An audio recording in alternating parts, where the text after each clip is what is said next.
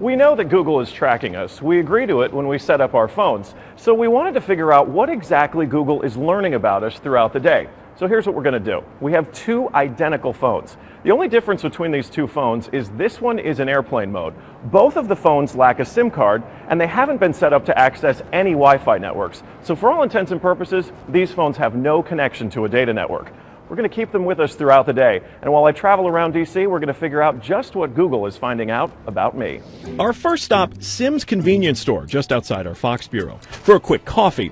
From there, we took a walk to the Capitol and took a quick walk around the Senate office buildings, and then decided to hop in a car and head around town. Hello.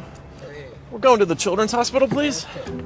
To run our tests, we had to do more than walk the block, so we took a tour around our nation's capital. First, due north to the Children's National Medical Center Hospital, then west to St. Albans School and the National Cathedral.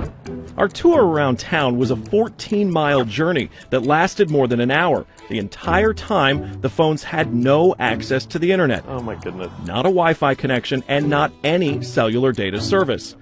It almost seemed quaint to assume that Google wouldn't even be able to collect data on me. Let's head back to the bureau, my friend. That church is beautiful. Google's business model is simple. Collect data on its users and then use that data to sell targeted ads. It's a business model called surveillance capitalism. But does that critical data collection work even when your phones aren't connected?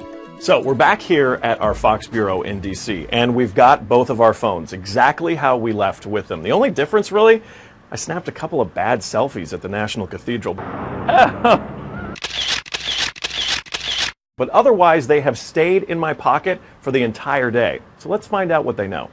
This is our man-in-the-middle device. It's basically a Wi-Fi network that these phones are going to connect to once we turn their Wi-Fi on.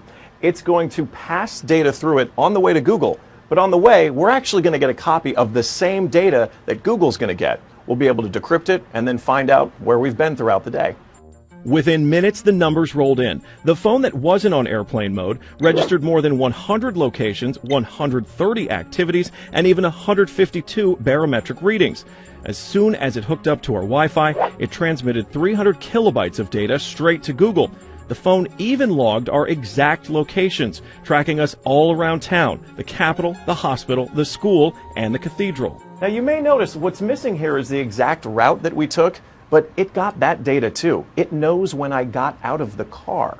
The metadata has a time log down to the very second, tracking everything when they think that you're walking, riding, and yes, even getting out of the car. Okay, so you're thinking, this isn't a big deal. I'll just put my phone in airplane mode. Yeah, we thought of that too. This is the other phone that we had with us that no SIM card also remained in airplane mode the entire time.